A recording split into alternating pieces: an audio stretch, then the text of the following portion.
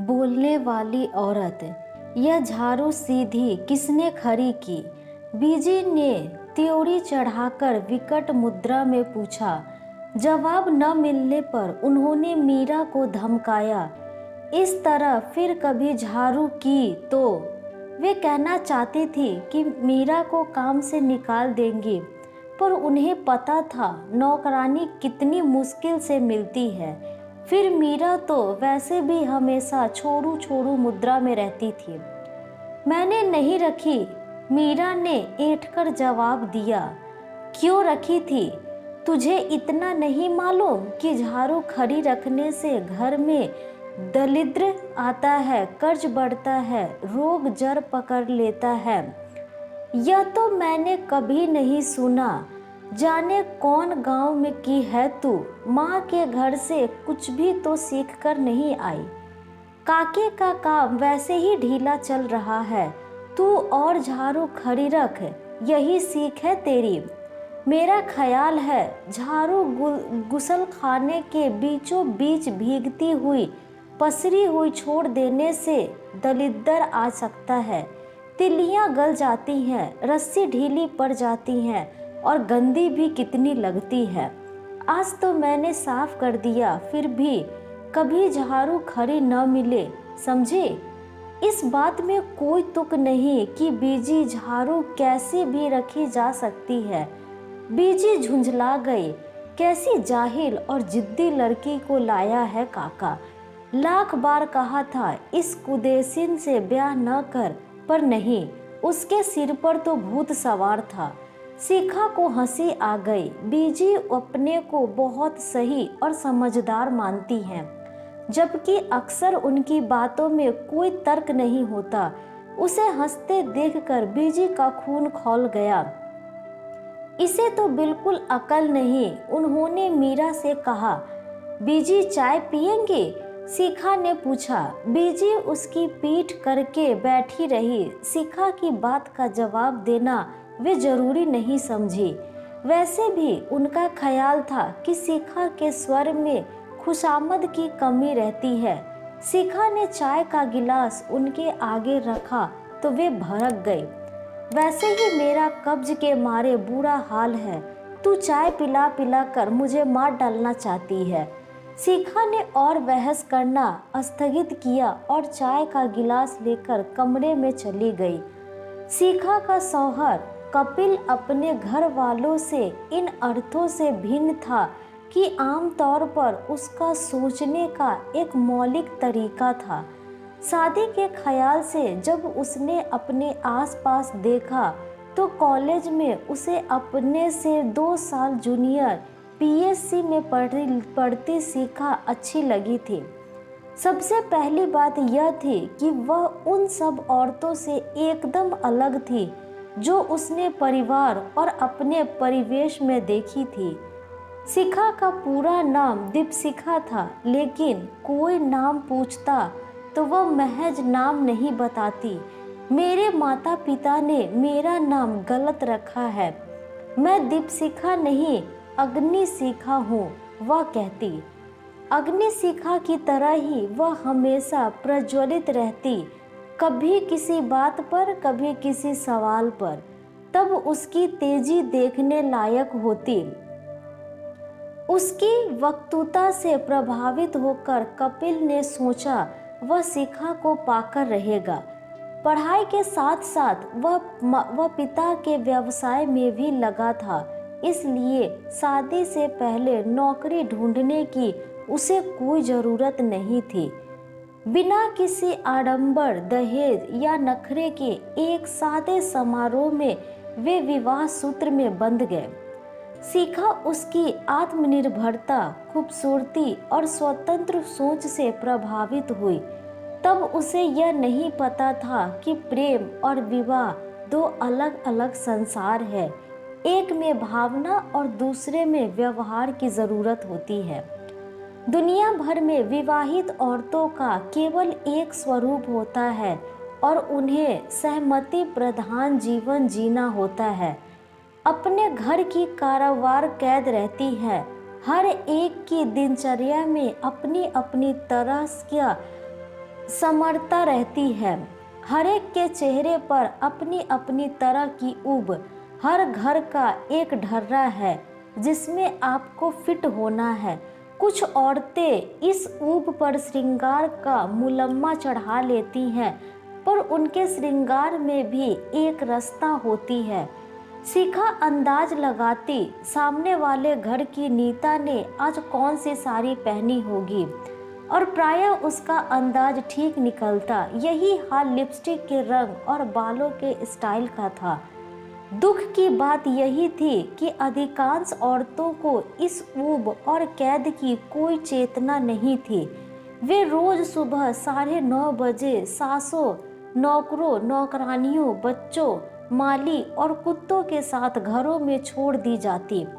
अपना दिन तमाम करने के लिए वही लंच पर पति का इंतजार, टीवी पर बेमतलब कार्यक्रमों का देखना और घर भर में नाश्ते खाने, नखरों की नोक पलक संवारना, चिकनी महिला पत्रिकाओं के पन्ने पलटना, दोपहर को सोना, सजे हुए घर को कुछ और सजाना, सास की जी हुजूरी करना और अंत में रात को एक जर नींद में लुढ़क जाना। कपिल के घर आते ही बीजी ने उसके सामने शिकायत दर्ज की। तेरी बीबी तो अपने को बड़ी चतुर समझती है, अपने आगे किसी की चलने नहीं देती, खरी खरी जवाब टिकाती है। कपिल को गुस्सा आया। शिखा को एक अच्छी पत्नी की तरह चुप रहना चाहिए, खास तौर पर माँ के आगे। इसने घर को कॉलेज का डिबेट मंच बना रखा है और माँ को प्रतिपक्ष का वक्ता। उसने कहा, माँ उसे समझा दूंगा, आगे से बहस नहीं करेगी। उल्टी खोपड़ी की है बिल्कुल, वह समझ ही नहीं सकती। माँ ने मुंह पिचकाया। रात उसने कमरे में शिखा से कहा, तुम माँ से क्यों उलझती रहती हो दिन भर? इस बात का विलोम भी उतना ही सच है। हम विलोम अनुलोम से बात नहीं कर रहे हैं। एक संबंध है जिसकी इज्जत तुम्हें करनी होगी। गलत बातों की भी। माँ की कोई बात गलत नहीं होती। कोई भी इंसान परफेक्ट नहीं हो सकता। कपिल तैस में आ गया। तुमने माँ को इम्परफेक्ट कहा? मुझे शर्म आनी चाहिए। तुम हमेशा ज़्यादा बोलती जाती हो और गलत भी। तुम मेरी आवाज़ बंद करना चाहते हो? मैं एक शांत और सुरुचिपूर्ण जीवन जीना चाहता हूँ। दिशा शिखा अंदर तक जल गई इस उत्तर से, क्योंकि यह उत्तर हजार नए प्रश्नों को जन्म दे रहा था। उसने प्रश्नों को होठों के क्लिप से दबाया और सोचा, अब वह बिल्कुल नहीं बोलेगी। यहाँ तक कि ये सब उसकी आवाज़ को तरस जाएंगे, लेकिन यह निश्चित उसने निभ नहीं पाता। बहुत जल्द कोई न कोई ऐसा प्रसंग उपस्थित हो जाता कि ज्वालामुखी की तरह फट पड़ती और एक बार फिर बदतमीज और बदजुबान कहलाई जाती।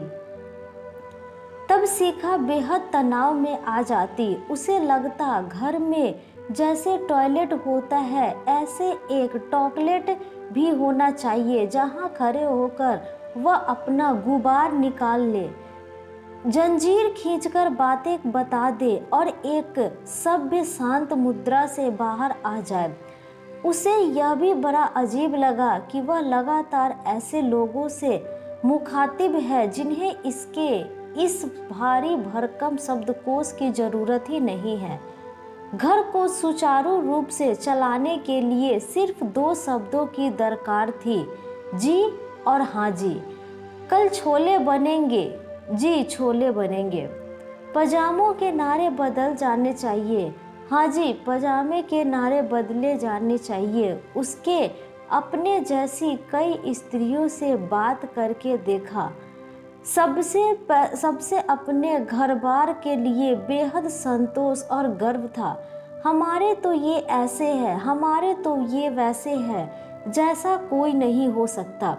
हमारे बच्चे तो बिल्कुल लव कुश की जोड़ी है। हमारा बेटा तो पढ़ने में इतना तेज है कि पूछो ही मत। शिखा को लगता उसी में शायद कोई कमी है जो वह इस तरह संतोष की लबालब भरकर मेरा परिवार महान के राग नहीं अलाप सकती। रातों को बिस्तर में पड़े पड़े वह देर तक सोती नहीं, सोचती रहती। उसकी नियमित क्या है, न जाने कब कैसे एक फुल टाइम गृहिणी बनती गई, जबकि उसने जिंदगी की एक बिल्कुल अलग तस्वीर खींचे हैं। कितना अजीब होता है कि दो लोग बिल्कुल अनोखे अकेले अंदाज में इसलिए नज़दीक आए कि वे एक दूसरे की मौलिकता की कद्र करते हों, महज इसलिए कतराए क्योंकि अब उन्हें मौलिकता बर्दाश्त नहीं। दरअसल वे दोनों अपने अपने खलनायक के हाथों मार खा रहे थे। यह खलनायक था यूटी, जो जीवन की खूबसूरती को दीपक की तरह चाट रहा था। कपिल चाहता था कि शिखर पर अनुकूल पानी की तरह रूटीन का समय हिस्सा अपने मौलिकता सोच विचार के लिए स्वतंत्र छोड़ दे। शिखा की भी यही उम्मीद थी। उसकी जिंदगी का रूटीन या ढर्रा उनसे कहीं ज्यादा शक्तिशाली था। अलसुबुन वह कॉल्बेन की पहली कर्कश ध्वनि के साथ जग जाता और रात 12 के टन घंटे के साथ सोता। बीजी घर में इस रूटीन की चौकीदार तैनात थी। घर की दिनचर्या में जरा सी भी देर सबेर उन्हें बर्दाश्त नहीं थी। शिखा जैसे तैसे रोज के काम निपटाती और जब समस्त घर सो जाता, हाथ मुंह धो कपड़े बदल कर एक बार फिर अपना दिन शुरू करने की कोशिश करती। उसे सोने में काफ़ी देर हो जाती और अगली सुबह उठने में भी। उसके सभी आगामी काम थोड़े पिछड़ जाते। बीजी का हिदायतनामा शुरू हो जाता, पर आधी आधी रात तक बत्ती जलाकर घर करती रहती है। ऐसे कहीं घर चलता है। ससुर 194 में सीखा हुआ मुहावरा टिका देते, early to bed and early to rise वगैरह वगैरह। हिदायतें सही होती पर शिखा की बुरी लगती। वह बेमन से झाड़ू झाड़न पोछे का रोज नाचा हाथ में उठा लेती, जबकि उसका दिमाग किताब कागज और कलम की मांग करता रहता। कभी कभी छुट्टी के दिन कपिल घर के कामों में उसकी मदद करता। बीजी उसे टोक देती, ये औरतों वाले काम करता तो अच्छा लगता है, तू तो बिल्कुल जोरू का गुलाम हो गया है। घर में एक सहज और सघन संबंध को लगातार ठोक ठोक कर यांत्रिक बनाया जा रहा था। एकांत में जो भी तन्मयता पति पत्नी के बीच जन्म लेती, दिन के उजाले में उसकी गर्दन मरोड़ दी जाती। बीजी को संतोष था कि वे परिवार का संचालन बढ़िया कर रही है। वे बेटे से कहती, तू फिक्र मत कर, थोड़ी दिनों में मैं इसे एन पटरी पर ले आऊंगी। पटरी पर शिखा तब भी नहीं आई। अब तो 2 बच्चे की माँ हो गई। बस इतना भर हुआ कि उसने अपने सभी सवालों का रुख अन्य लोगों से हटाकर कपिल और बच्चों की तरफ कर लिया। बच्चे अभी कई सवालों के जवाब देने लायक समझदार नहीं हुए थे, बल्कि लाड़ प्यार में दोनों के अंतर एक तर्कातीत नज़दीकी आ बैठी थी। स्कूल से आकर वे दिन भर वीडियो देखते, गाने सुनते, आपस में मारपीट करते और जैसे तैसे अपना होमवर्क पार लगाकर सो जाते। कपिल अपने व्यवसाय से बचा हुआ समय अखबारों, पत्रिकाओं और दोस्तों में बिताता। अकेली शिखा घर की काम में कैद घटनाहीन दिन बताती रहती। वह जीवन के पिछले 10 सालों और अगले 20 सालों पर नज़र डालती और घबरा जाती। क्या उसे वापस अग्नि शिखा की बजाय दीप शिखा बनकर ही रहना होगा? मद्दीप और मधुर मधुर जलना होगा? वह क्या करे अगर उसके अंदर तेल की जगह लावा भरा पड़ा है? उसे रोज लगता है कि उन्हें अपना जीवन नए सिरे से शुरू करना चाहिए। इसी उद्देश्य से उसने कपिल से कहा, क्यों कहीं हम 2-4 दिन को कहीं घूमने चले? कहाँ? कहीं भी, जैसे जयपुर या आगरा। वहाँ हमें कौन जानता है। फिजूल में एक नई जगह जाकर फंसना। वहाँ देखने को बहुत कुछ है। हम घूमेंगे, कुछ नई और नायाब चीज़ें खरीदेंगे, देखना एकदम फ्रेश हो जाएंगे। ऐसी सब चीज़ें यहाँ भी मिलती है। सारी दुनिया का दर्शन जब टीवी पर हो जाता है तो वहाँ जाने से क्या तुक है? तुक के सहारे दिन कब तक बिताएंगे? बच्चों ने इस बात का मजाक बना लिया। कल को तुम कहोगी अंडमान चलो घूमेंगे, इसका मतलब अब हम कहीं नहीं जाएंगे, यहीं पड़े पड़े एक दिन दरख्त बन जाएंगे। तुम अपने दिमाग का इलाज कराओ। मुझे लगता है तुम्हें हार्मोन बदल गए रहे हैं। मुझे लगता है तुम्हारे हार्मोन बदल रहे हैं।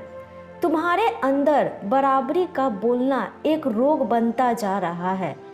इन उल जलजोल बातों में क्या रखा है?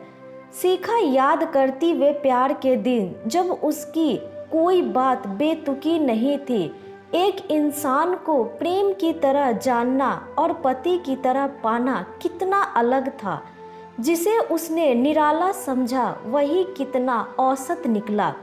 वह नहीं चाहता जीवन के ढर्रे में कोई नयापन या प्रयोग। उसे एक परंपरा चाहिए जी हुजूरी की। उसे एक गांधारी चाहिए जो जानबूझकर न सिर्फ अंधी हो बल्कि गूंगी और बहरी भी। बच्चों ने बात दादी तक पहुंचा दी। बीजी एकदम भड़क गई। अपना काम धंधा छोड़कर काका जयपुर जाएगा? क्यों? बीबी को सैर कराने?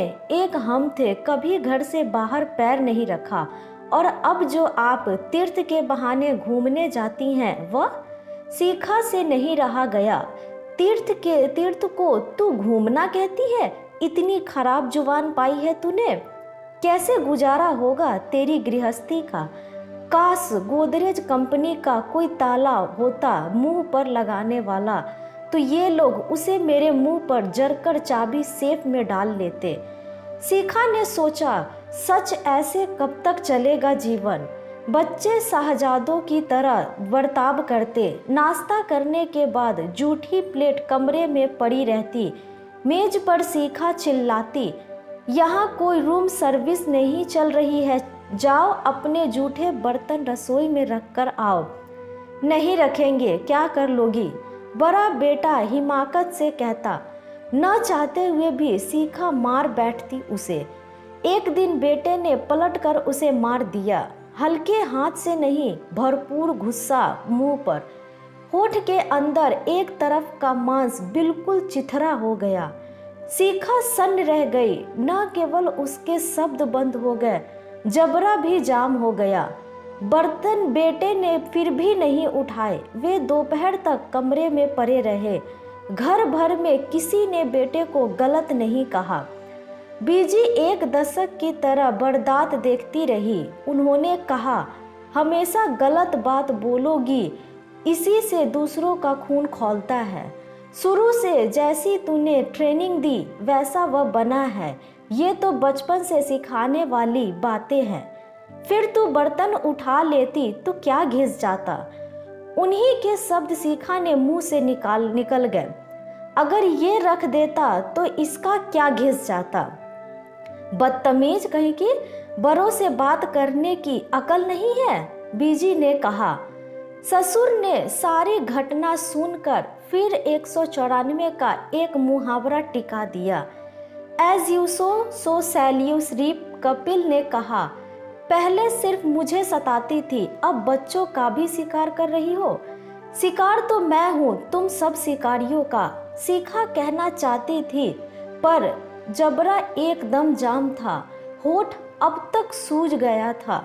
शिखा ने पाया परिवार में परिवार की शर्तों पर रहते रहते न सिर्फ वह अपनी शक्ल खो बैठी है वरन अभिव्यक्ति भी।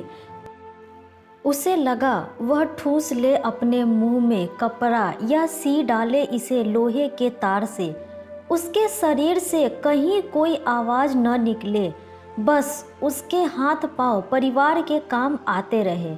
न निकले इस वक्त मुंह से बोल, लेकिन शब्द उसके अंदर खलबलाते रहेंगे।